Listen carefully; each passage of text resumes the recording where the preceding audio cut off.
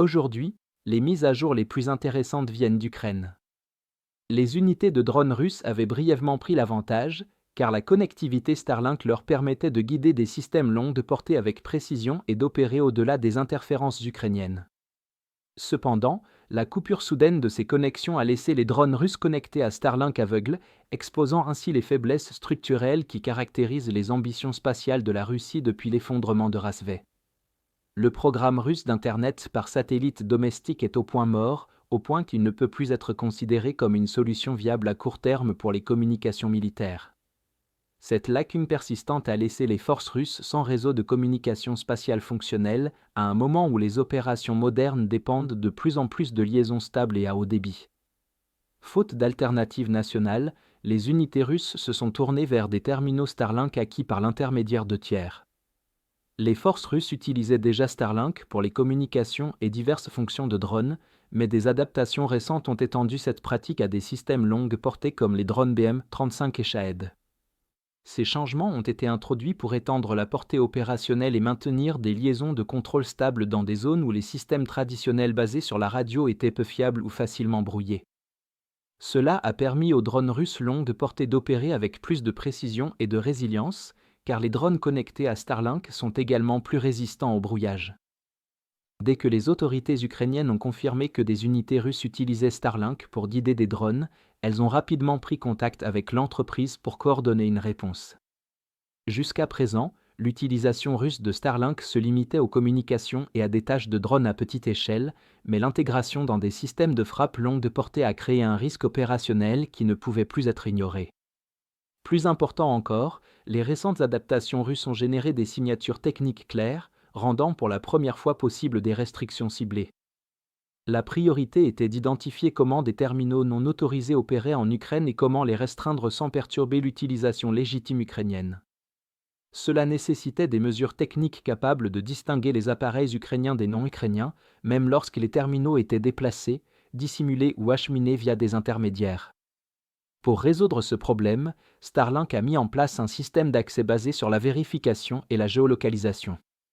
Tous les terminaux opérant en Ukraine doivent désormais être enregistrés et validés auprès des autorités ukrainiennes, tandis que les appareils non vérifiés perdent automatiquement la connectivité s'ils tentent de fonctionner sur le territoire ukrainien. Ce processus a fermé la faille qui permettait aux unités russes d'activer des terminaux acquis hors d'Ukraine puis de les introduire sur le champ de bataille. La transition a été menée rapidement, reflétant à la fois l'urgence de la situation et la nécessité d'empêcher toute exploitation supplémentaire du réseau. L'impact tactique a été immédiat, les canaux militaires russes ont commencé à relayer des plaintes concernant la coupure de l'accès à Starlink, les opérateurs de drones signalant des pertes soudaines de signal, provoquant la perte de guidage ou la descente incontrôlée des drones. Certains commentateurs russes ont poussé la rhétorique à l'extrême, allant jusqu'à rappeler à la destruction des satellites à l'aide d'ogives nucléaires dans l'espace comme ultime mesure de la politique de la Terre brûlée. Cette réaction a mis en lumière l'ampleur de la perturbation. Sans connectivité satellitaire, les drones russes ont dû revenir à d'anciennes méthodes de contrôle, bien plus vulnérables au brouillage et à l'interception ukrainien. La perte du contrôle en temps réel a également réduit la précision des frappes russes à longue portée, les opérateurs n'étant plus en mesure d'ajuster les trajectoires en fonction des défenses ukrainiennes ou de cibles mobiles. L'avantage temporaire que la Russie avait obtenu grâce à l'utilisation non autorisée de Starlink a disparu en quelques heures après l'entrée en vigueur des restrictions. Les conséquences s'étendent aussi à la dimension stratégique, au-delà de la simple perte de capacité des drones. La dépendance de la Russie à Starlink est apparue parce qu'elle ne disposait pas de son propre réseau satellitaire opérationnel, et la coupure supprime la solution temporaire qui avait masqué cette faiblesse. Privés du guidage par satellite, les drones russes redeviennent vulnérables aux contre-mesures ukrainiennes, qui retrouvent ainsi toute leur efficacité. Ce revers souligne également à quel point la Russie est encore loin de déployer un système capable de soutenir des opérations au-delà de ses frontières. Fait intéressant, les mesures prises en Ukraine peuvent être appliquées dans d'autres territoires hors d'Ukraine confrontés à des risques similaires, comme des activités militaires hybrides ou de groupes armés à travers le monde. Globalement, la suppression de l'accès russe à Starlink annule un avantage tactique de courte durée et redonne toute leur efficacité aux contre-mesures ukrainiennes.